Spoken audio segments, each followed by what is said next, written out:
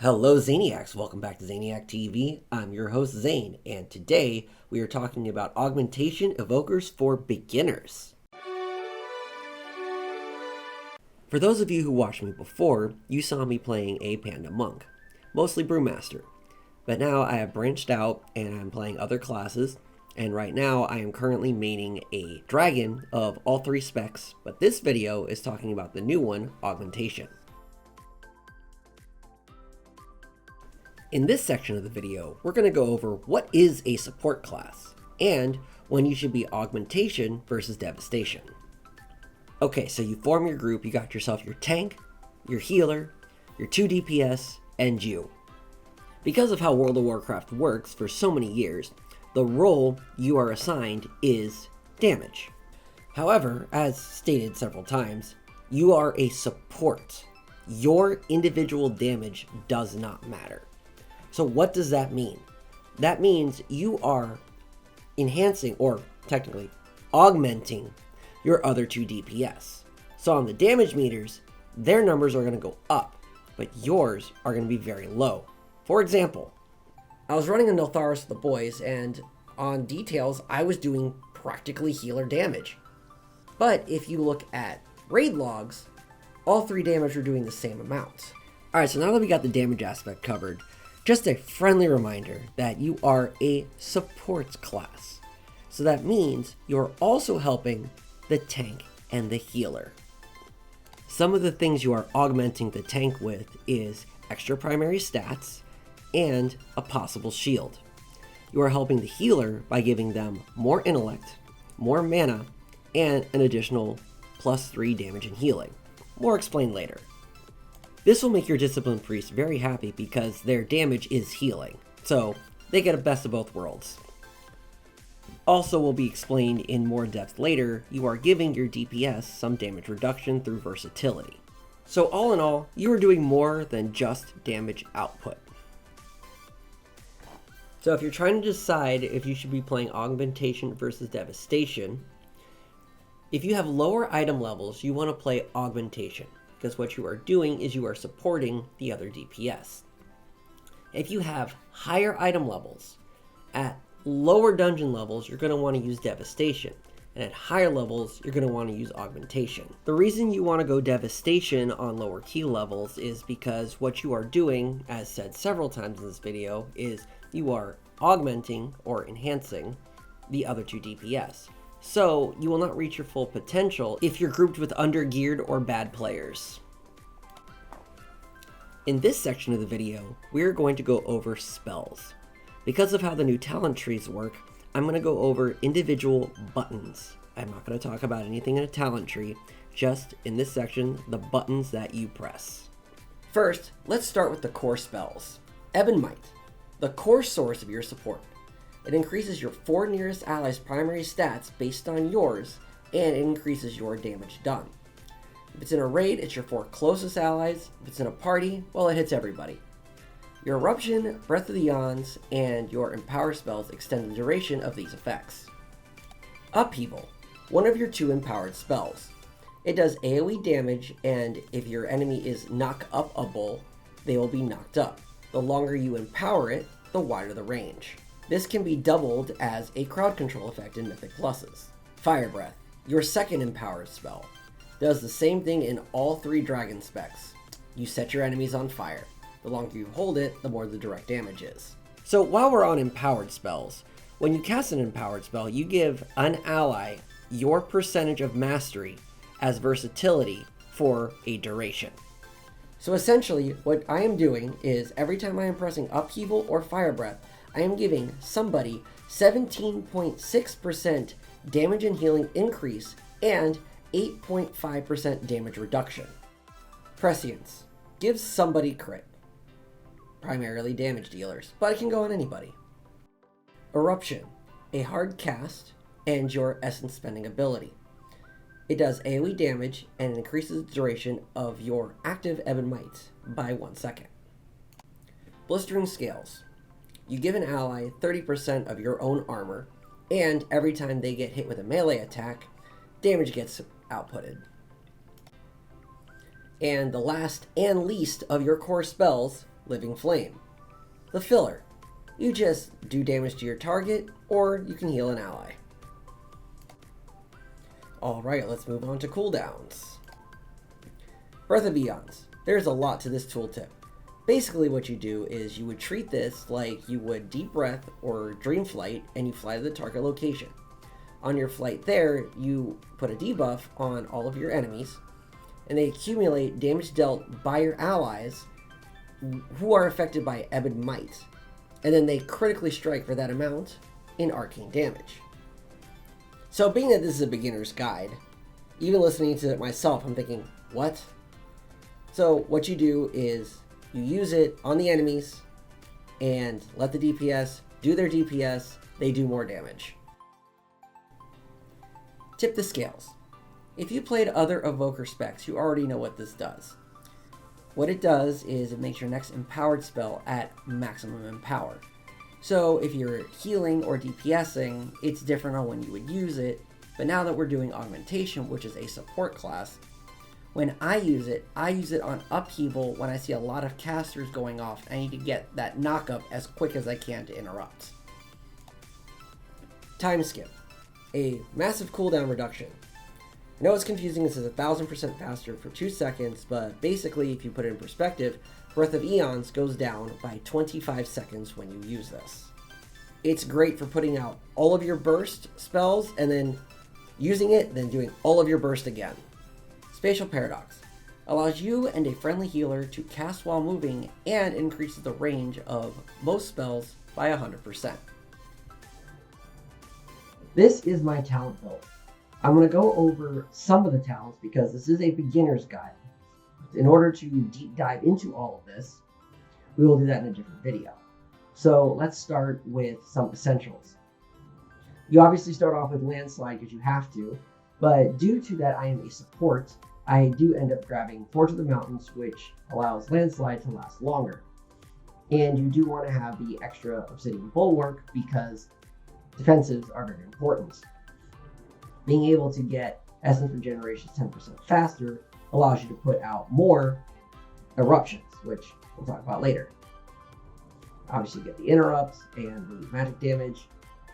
I'd like to get the leech, but depending on the week, sometimes I can, sometimes I can't.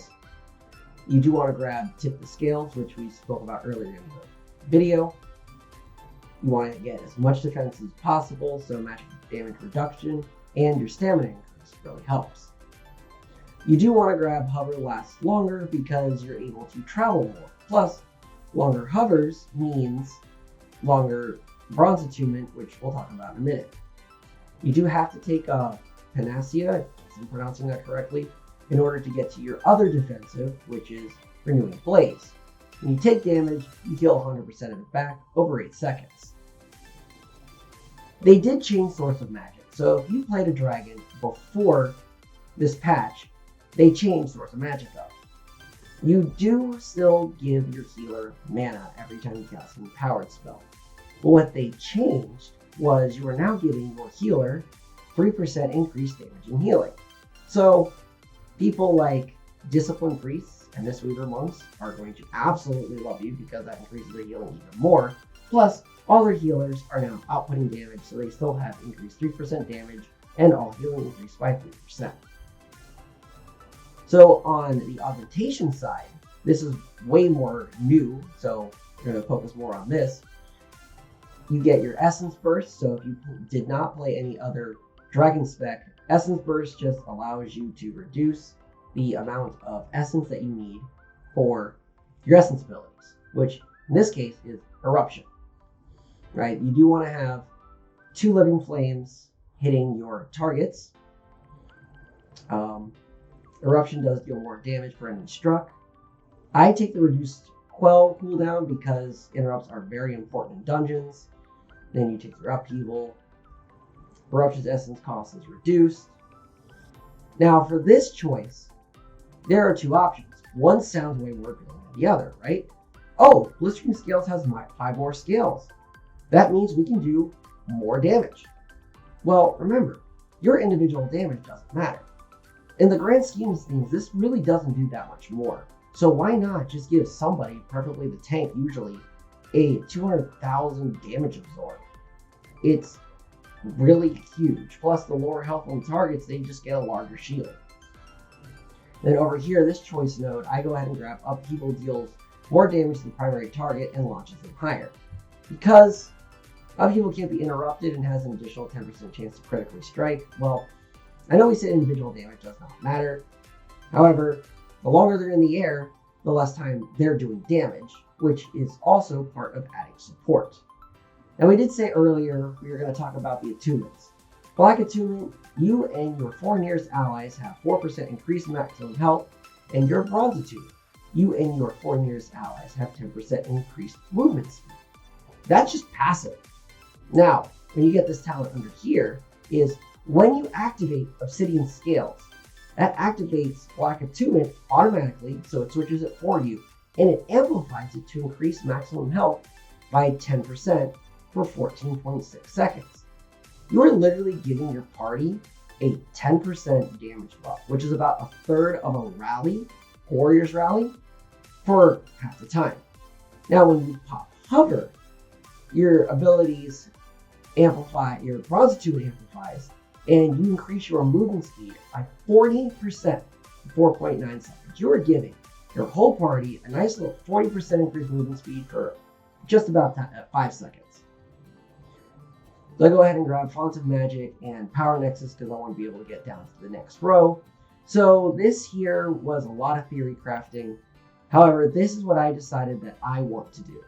And based on several runs that I've done, I like these the best.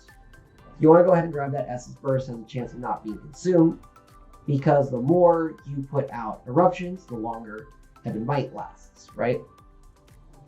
Then you want to have Essence Burst reduce the cast time of your eruption, because eruption has a 1.7 second cast. So when you have your Essence Burst, it's reduced by 40%. Then of course we grab Prescience, and then we amplify Prescience. Prescience has a 35% chance to grant Essence Burst, so you use it, for me, every 11 seconds, which I'll get to why it's 11 seconds instead of 12. And you also give your ally a chance to have their spells and abilities to echo, increases the damage or healing of them by 15% of the amount again. So basically, there's a chance that each spell and ability does 15% more damage. Now, moving back over here, Eruption reduces the remaining cooldown of Upheaval by 1 second.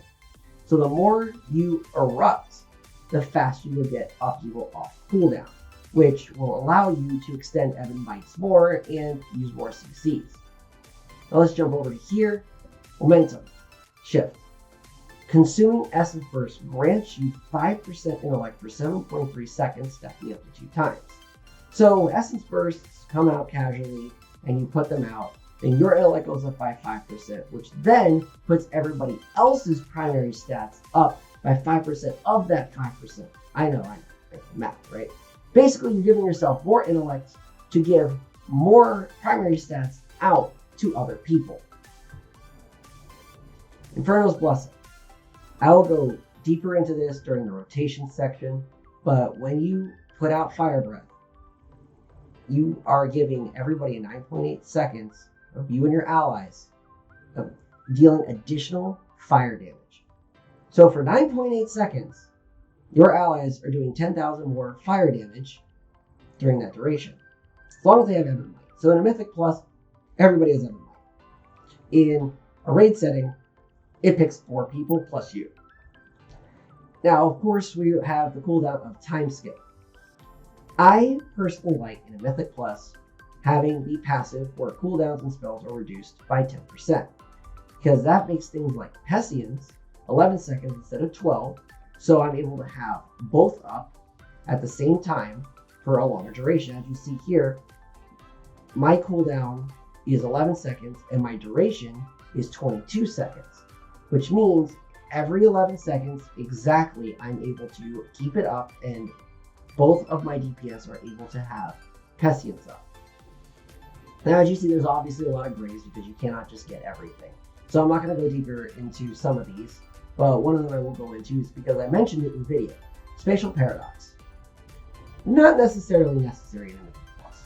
Generally, everybody is in range of the healer, so I just go ahead and skip this completely.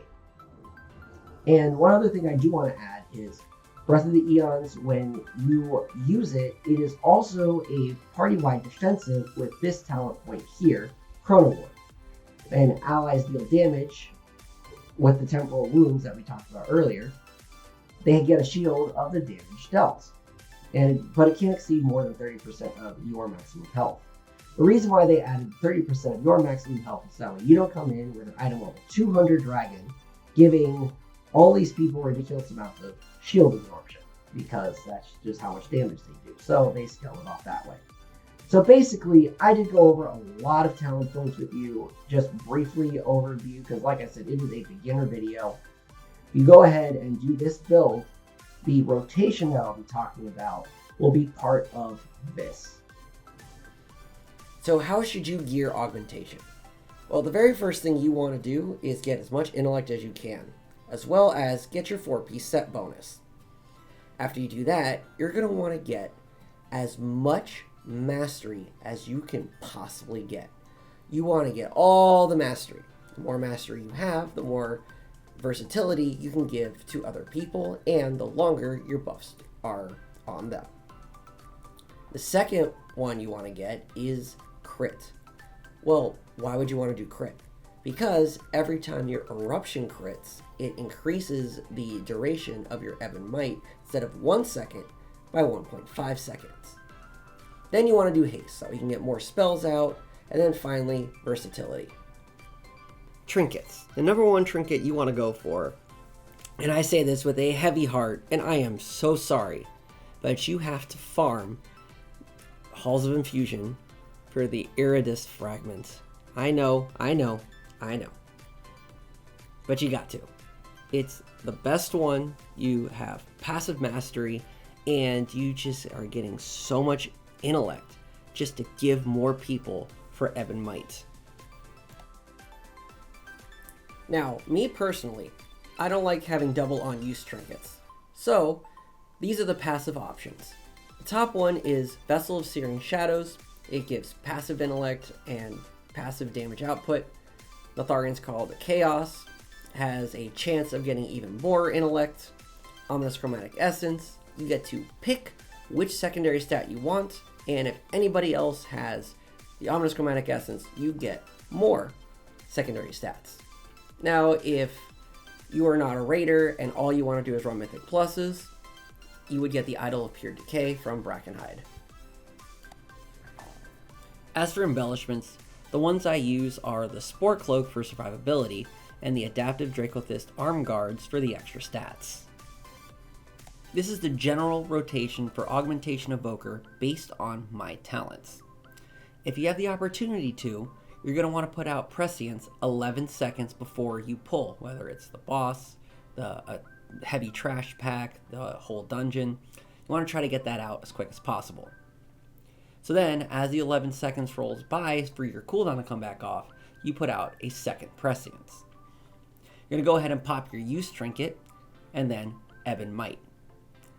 If you have it available, Breath of Eons, and then you're going to put out Upheaval, and then Fire Breath. And then after that is done, you're going to switch between Eruption and Living Flame, depending on how many essences you have. If done correctly, your party will have the following. 5 players will have Ebb and Might, 2 players will have Prescience, 2 players will have Time Walker, 5 players will have Infernal Blessing, and you will have Breath of Eons on the enemies, so everybody is now dealing all of that extra damage. You have such massive burst right here. Now, what ability am I missing from the previous statement? I did not say Blistering Scales. You are going to want to use Blistering Scales on cooldown, preferably on the tank, to not only give them a shield, but every time they get hit, they output damage. The reason why it wasn't listed on the previous statement is because it was not part of the massive burst to give to your party. If you do not have the Ebb and Might buff, or it's on cooldown, your rotation is literally Prescience and Living Flame. That is it. If you cast any other abilities while Ebb and Might buff is gone, you are wasting a lot of augmenting. If you cast your empowered spells while it's down, you are not extending the duration of Ebb and Might. Plus, you are not giving out any Infernal's blessings. If you're casting Eruption, you are wasting extensions of Ebb and Might. In turns, you're wasting essences, so you just want to save it. Just cast Living Flame and Prescience. You want to cast a Living Flame to try to get 2 essence bursts for when Ebb and Might is off cooldown. So that's it. This is a great place to start if you are beginning Augmentation Evoker. In other videos, I can explain a lot deeper on how-tos and little tricks and when to use different utilities, but let's start off with this. Go time your keys and have a fantastic dungeon run.